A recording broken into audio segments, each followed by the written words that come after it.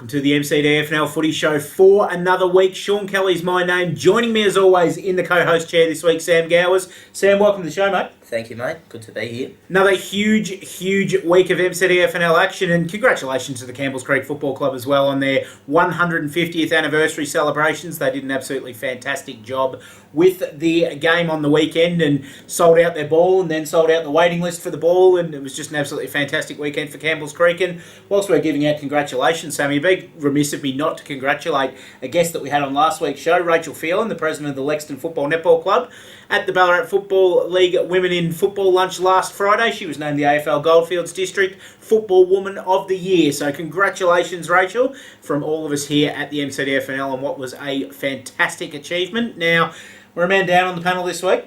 Yes, we look over to your left and there's nobody there. No indoor soccer either. Just no real explanation given either. It's just kind of the "I don't want to be here" is what he gave me. I think he's saving himself for finals. He reckons he's a finals performer. It's not going to be on the field this year for Scotty, unfortunately. So he's going to have to do his best work behind the camera. So I very much wait for Scotty, giving himself, I think, a couple of weeks just to work himself in the finals form. Needs a bit of practice. Like everything, though, you need to get players on the track to lead in to get finals form. And if he's not on the track in these next couple of weeks, I can't see him surviving the selection. But yeah, won't get picked. Simple as that. Could be the case, but let's have a look at last Saturday's games, mate, because there were some huge games across the weekend.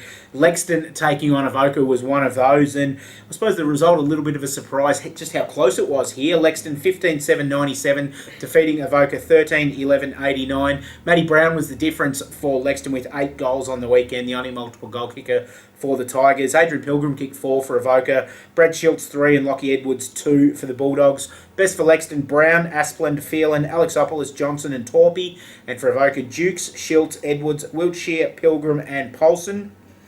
Lexington, apart from the first quarter, they led at every break and it seemed like they were going to go on. But Avoca in their last quarter, to their credit, kicked on well, and at some stage it appeared that Avoca were setting themselves for a win, but Matty Brown kicked the last 3 goals of the game and put that out of their thoughts. Yeah, I think me and Scotty might have used the term easy win when we were doing our tips last week. And I think I actually lambasted you for it. You did, and you're spot on. Avoca's done very well to push Lexington that far. We know Avoca's last quarters this year haven't been their strong point, but on the weekend it certainly was. It certainly was. 4 goals in that last quarter, very nearly overrunning Lexington. Speaking of surprise results, again, we thought that Newstead would defeat Royal Park, but fantastic effort by Royal Park to hang with Newstead, a top 4 side, pretty much all day by the looks of it. It was only really the first quarter where Newstead got away from them. Newstead 17-11-113, defeating Royal Park 13-7-85. Daniel Christmas 5 goals for the Steaders. Michael Checkley 3. Matty Colvin 2 after the embarrassment of seeing his sports bag on the Footy Show last week. Thought he'd better perform if he's using appendages like that, so he's done quite nicely.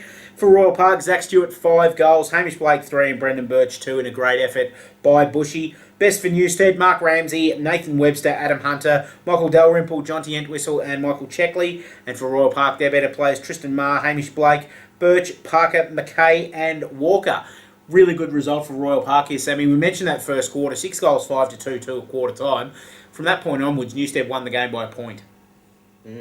Yeah, really well done to Royal Park to push Newstead that well. I think Newstead probably be a little bit worried. They'd be happy to get the points there, but probably a little bit worried. But yeah, hats off to Bushy. Yeah, very good job done by Bushy, but still Newstead getting the job done and keeping their top 4 spot in the van once again.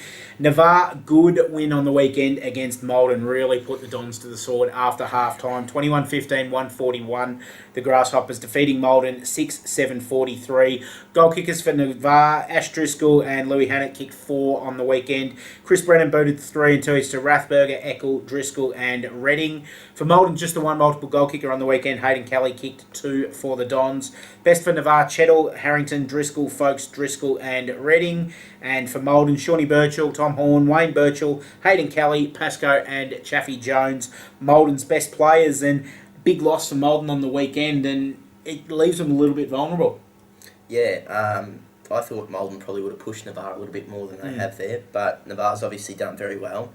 And I think Daniel Parkin would be especially pleased to see that Ash Driscoll and Jeremy Harrington have kicked 4 each.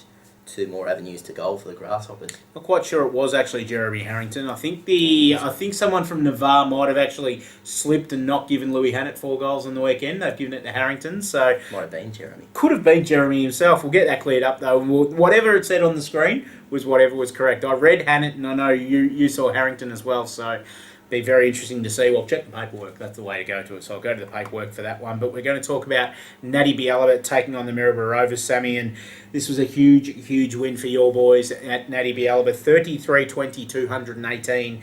Defeating the Rovers, one behind, 1 point. I think even the most fervent Natty fan wouldn't have imagined a percentage booster of that regard on the weekend.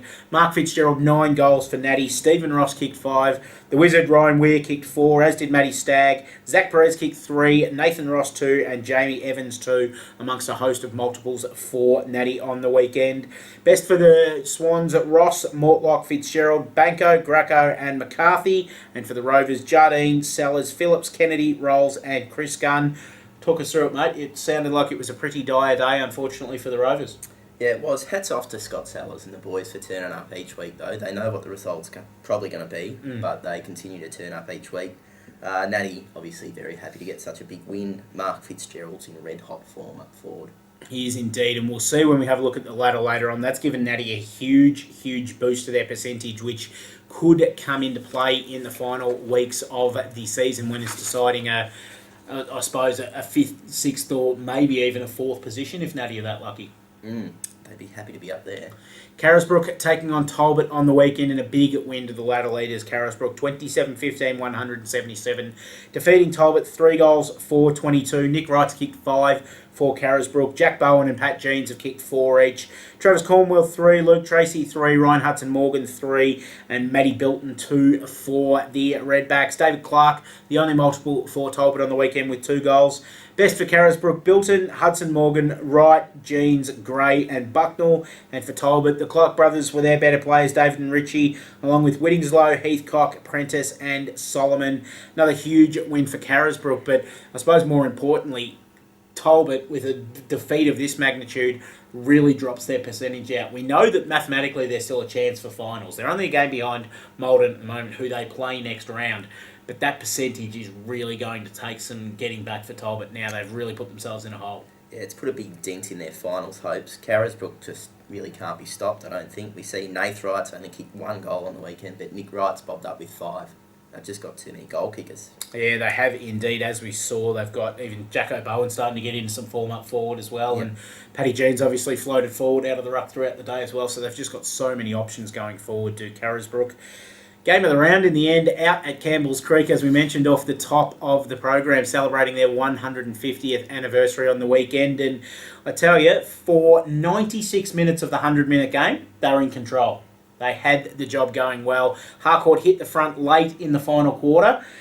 Creek got back in front through Joel Smith, his only goal of the day late in the quarter, and it looked like it was going to be the winner until Harcourt managed to get onto one, got a chain forward and put the ball into Matty Geary's hand 60 metres out from goal. And you knew as soon as that was happening, nobody else within a ball's roar of him, Harcourt were going to hit the front again. They did with 2 minutes to go. They held on for a 3-point win. Extremely important for Harcourt's season. 12-13-85. Defeating Campbell's Creek 12-10-82. Geary 3 for Harcourt, as we mentioned. Paul Chaplin and Dylan Gibson also 2 each for the Lions. Aaron Murray, Daniel Klimek and James Berzicott all kicked 2 goals on the weekend for Campbell's Creek. Best for Harcourt, Ling, Falazewski, Dwyer, Hicks, Chaplin and Mack, with Michael Dwyer winning the blue ribbon medal on the weekend. For Campbell's Creek, their better players Sean Smith, Keeler Reid, Berzicott, Adamson and Klimek, with their coach Berger, Sean Smith, winning the blue ribbon medal on the weekend in what was a very enjoyable game of footy, Sammy. Campbell's Creek got out to the huge lead at quarter time, running on emotion, obviously, playing in front of a big crowd. And then full credit to Harcourt on the way that they just chipped themselves back into the game, as we'll hear their coach Daniel Smith explain later on in the show. Yeah, I honestly thought Harcourt would win by a lot more than this, so really well done to Campbell's Creek to be in control, like you said, for so much of the game. Yeah, it was a little bit disappointing. You kind of felt for everybody at Creek when the siren went, and you could just see it on the faces of the players, and especially even the volunteers, the people that had done such a great job to get so many people at the ground and everything like that. They would have loved to go into that 150th anniversary ball on the back of a win, but not to be, and congratulations to Harcourt on their victory. Final match of the round, Denali taking on Trentham, and it was a big win for the Eagles. 20 goals, 18, 138, defeating Trentham 3-2-20. Bradley Shoddy, 7 goals for Denali on the weekend. Ash Grant kicked 4, Thompson and Gibbs 2 each. For Trentham, Luke Whitehouse, their only multiple with 2 goals, and Tommy Ewers kicking 1 as well. Best for Denali, Jackson, Shoddy, Townsend, Thompson, Ballinger and Hughes. And for Trentham, their better players, Wicker, Whelan, Cutler, Tucker, Whitehouse and Sam Gardner. Big win for Denali, and probably Denali showing their true form in this one, which they haven't shown a lot this year. Yeah, we've seen Denali improve a hell of a lot in the last half of the year. Tony Ballinger probably wishes they had started the year like that, but they've done really well. Trentham, not so well. Yeah, I think you're right there. Let's have a look at the ladder very quickly, mate. As we can see, Carisbrook undefeated on top of the ladder. Don't think that's going to change before the season's out. They are flying, although their next game is going to be a huge one against second place Navarre, who sit 2 games behind Carisbrook at the moment. They're a game clear of Newstead in 3rd spot, who have a game on 2 sides, Lexington in 4th and Harcourt in 5th. Big percentage gap, as you can see, in Lexington's favour in the race for that 4th spot. And the double chance, and more than likely the right to play Carisbrook in the final, so it's a bit of a poison chalice. Natty Ballaba in 6th spot there on 8 wins and 5 losses. They're a game clear of 2 sides, Avoca and Malden in 7th and 8th. As you can see, Talbot in 9th spot. They're still only a game behind Malden, as we discussed before, but there's some 14% separating the 2 sides, with a big game coming up for those 2 sides next weekend. Campbell's Creek in 10th spot with 4 wins. Denali and Royal Park 11th and 12th with 3 wins. Trentham have the 1 win, and the Maryborough Rovers no wins for the season. We've got our first special guest on the show this week, Sammy. Out at Campbell's Creek on the weekend, after their 3-point win, we caught up with Harcourt coach Daniel Smith to chat about the game, the season that lies ahead, and whether they can be a major player in the final series. Here on the MCDFNL Footy Show this week with Harcourt coach Daniel Smith. Mate, congratulations on a very hard-fought win. Yeah, look, got over the line in the end with the last kick of the day, so just got the ball forward, and after we knew they were going to come out on a big day for their 150th reunion. We knew they were going to come out and really have a crack, and we were on the back foot. 5 goals down in the quarter time. We just spoke about just grinding away and eventually getting momentum and getting the ball our way. And down to the last kick of the day, it's not ideal, and obviously everyone's quite stressed about it, but to get the 4 points at the end of the day, it's quite rewarding. Grinding away was right, as you mentioned. You spotted, as we start to get the tape thrown at us, you spotted Campbell's Creek 6 goals in that first quarter, and then just ground away at them throughout the game to eventually hit the lead at the end of the game. Exactly right. So it wasn't about panicking or trying to kick 6 goals in the first 10 minutes of the second quarter, and we just knew that it was just about getting momentum swinging in the second half, and I think that happened at half time. I suppose it was level pegging in the third quarter. They probably they got extended the lead a little bit, but we just knew that they chucked everything at us. We just, not to panic, keep a cool head, and eventually start playing the football we wanted to play. And I believe in the group that we could get over the line, and the result spoke for itself. Some really good efforts by a few of the boys though. Michael Dwyer, blue ribbon medalist today, fantastic individual effort, and Matty Geary, you can always count him to pop up when you need him and you kick that winning goal. Yeah, I mean Gears is probably the best small forward, one of the best small forwards in the competition, and Michael Dwyer, he's had a knee reconstruct the last couple of years, and he's missed a bit of football this year, but he's starting to find his feet. Had a great game against Rovers 2 weeks ago. He's very versatile. We can whack him in the middle. He can play down back, and also he can be a dangerous small forward. So for a 19-year-old kid to stand up like that against tough conditions, against a good team that's putting pressure on, he did quite well. It's a result that leaves a double chance alive for you and sets up a huge game next week against Newstead. Absolutely. It doesn't get any easier. I mean, after that game, I suppose it at least puts us in good stead that we're going to play good quality competition in the next few weeks. With 3 games to go, Newstead, they're right up there, and then the benchmark in Carisbrook and then Talbot. So, we set ourselves 5 weeks ago that we believe that the last 5 games are quite winnable, or a good chance to go 5-zip. We set that goal, and we've done that. We've achieved that. I think we're making inroads, and I suppose it's a question mark to see where we are against the top four, and no better chance than against Newstead next week and then Carisbrook. So 1 week at a time, as they say, in the old cliche of football. But I'm going to back ourselves at home and make sure we have a real crack, and I think the result won't be like it was last time. 2 huge games came up and then a final series, Dan. Best of luck for those, mate. We'll see you in September. Thanks for your time. Cheers. Smith from the Harcourt Footy Club. Time to talk netball now, Sammy, on a big round of netball. And I know we say every round's a big round, but this one was because we saw something that we haven't seen all season in this last round of netball. And we'll get to that shortly. Lexington taking on Avoca on the weekend. A good win for Lexington, 51-46. Just about putting paid, you'd think, to Avoca's finals chances for the year.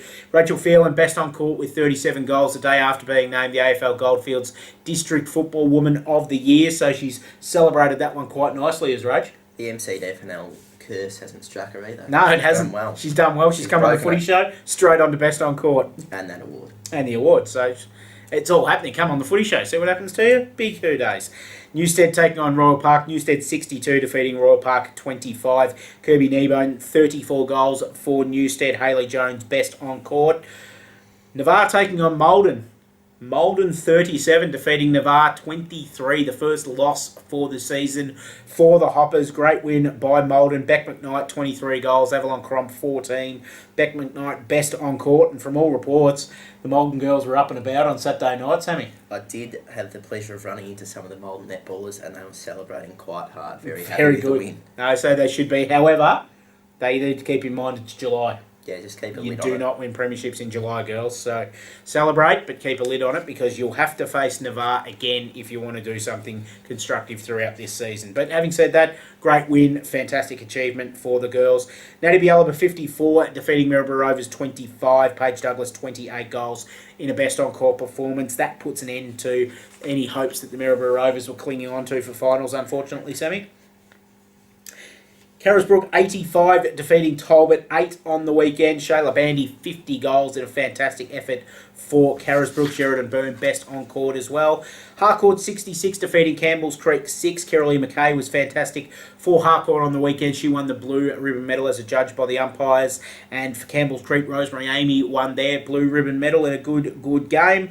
Denali 62 defeating Trentham 18, with Denali 2 wins in a row now. It's amazing the difference it has, mate, with Ash Lyric back in that side. Yeah, she's a class player at both ends of the court, and yeah, she adds a lot. She does indeed, and what she's done is just about locked in Denali's finals appearance in that round. As we have a look at the ladder, Sammy, as you can see, Harcourt in 8th spot and Avoca in 9th spot. There's 2 games difference between them, so tipping that the order may shuffle a little bit, but the 8 teams that are in the top 8 at the moment will be the 8 we'll see running around at Hedges Oval and Princes Park come September. Navarre, Malden, Natty Bialaba and Carisbrook were in the top 4. Lexington, Newstead, Denali and Harcourt in the bottom half of that top 8. As we can see, Avoca and Royal Park just behind, can still make it mathematically, but they have to do a lot of things right to get there. Maryborough Rovers, Trentham, Talbot and Campbell's Creek rounding out the ladder. Blue Ribbon Day at Campbell's Creek on the weekend. Did you know that? No, I did not. One of the big days of the year where they celebrate the Victoria Police Blue Ribbon Medal, and there were medals given to the best on ground for football, as we discussed earlier in the show. Sean Smith and Dwyer from Harcourt getting the medals, and they gave them in the A-grade netball game as well. In fact, they gave them across all grades of football and netball throughout the day. In the A-grade netball, it was Carolee McKay that was lucky enough to win the Blue Ribbon Medal for Harcourt. Decided to have a chat to her on the footy show as well. She brought in Arlene Collins to give her a hand. She was a little bit shy about doing it on her own, so got some support from Arlene there. Let's have a listen to what the girls had to say. Here with Harcourt A-grade netball is Carolee McKay and Arlene Collins after victory against Campbell's Creek. Well done, girls. Really solid win today. Thank you. Important win, given the ladder positions at the moment. It was a game that you had to win and had to win well for a bit of a percentage boost as well, Carolee. Absolutely. We're definitely looking for the percentage today. That was the goal. It was a lovely game, painting lovely spirits, but yeah, percentage is what we need at the moment. Now, as we have a look at the interesting looking medal you've got hanging around your neck, of course, Blue Ribbon Day today, and you're awarded Harcourt's best player in the A-grade game. Congratulations. Thank you. Deserved it. Yes, I was going to say, Arlene, how was her game today? Oh, top notch. Right on it. It was a really good team effort by everybody, and I think there was many players that could have taken the award today, but yeah, it was a really nice game by everyone. It seems to be a very close A-grade competition this week, and every week you can't really come in penciling in a win. We know Campbell's Creek have been struggling this year, but they really came out and gave you a good contest today. Yeah, look, it was a good game. It is very close, as you said. We've been slowly creeping up the ladder, but there's definitely a few more we need to knock off to get further up into the 8. But yeah, it's a great competition this year, and A-grade's very close. Oh, well, Kiralee and Arlene, thanks for joining us on the MCDFNL Footy Show this week. Best of luck for the rest of the season, and hopefully we'll see you again in the finals. Thank you. Thanks for having us. Kiralee Mackay and Arlene Collins from Harcourt joining us to talk netball this week. Sammy, time to look at this week's games, and this is going to be a pretty quick segment because it's a split round this week. There's only 3 games this week, 4 next weekend. We could get through this in record time, but having said that, across the 2 weeks, here's some huge games. Some big ones. Starting with the game between Newstead and Harcourt this weekend, taking place out at Harcourt. And if ever Harcourt wanted to get themselves into the top 4, this is the weekend to do it, I believe. Yeah, out at the Lions Den. I'm still going to say Newstead to win, but only just. Yeah, I'm thinking Newstead as well. They've shown in the last couple of weeks that they're probably not at that same top form they were at the start of the year. So if they do slip a little bit, Harcourt are the kind of side that'll get them, but they'll be pretty well primed for this. They've got some injuries. Sammy Kerr's not around. Ethan Ford's obviously overseas, but you'd think that they've got the quality to withstand that. Yeah, you'd think so. Blokes like Daniel Christmas, we've seen Checkley amongst the goals the last couple of weeks, so I think they'll get the job done for the Roos. Maryborough Rovers taking on Campbell's Creek at Jubilee Oval this weekend. A game where the Rovers should in all rights be competitive, but you'd imagine that Creek would start pretty warm favourites. Yeah, I'm going to go Creek to win this one. Yeah, I think Creek as well. They'll be disappointed after last weekend, and they'll definitely want to wash that bad taste out of their mouth pretty quickly. The last game this week, Trentham taking on Royal Park up at Trentham, and another game where Trentham would really back themselves in to win this one, but Bushy have been in some good form as late, and I think they're going to carry the weight of my selection this week. Yes, I copped the ire of some Tigers supporters in round 1. You did? When they played Trentham by backing the Saints. So I'm not making the same mistake? No, I'm going to go with Royal Park. Yeah, you get quite easily, when somebody bigger than you, which is most people, threatens you like that, you do get quite easily pushed aside. Well, you're not out on the streets. You're not out on the streets being threatened like I am. I was out at Campbell's Creek on the weekend, and everybody was very nice and complimentary to me. And of course, 4 games next week. We'll discuss them next week in length, but have a listen to some of this business going on. Natty Bialaba v Lexton, Maldon v Talbot, Avoca v Denali, Navarre v Carisbrook. Yeah, that Navarre v Carisbrook one's going to be just massive. Put the alarm in next week, 2 p.m. Thursday. Put it in now because you don't want to miss next week's show. Might even be a little bit whisper that we might have some Navarre and Carisbrook representation on the show next week. Yeah, both coaches might be dropping by. Could maybe be dropping in. We won't. Opposite ends. Correct. Last time I saw Parko playing the same game as an opposition coach, he was trying to belt him all day. So let's hope that we don't get that on the Footy Show next week. Well, actually, let's hope that we do because it'll lift ratings a little bit. You can separate them. Yeah, I'll sit in between them. I'm a big boy.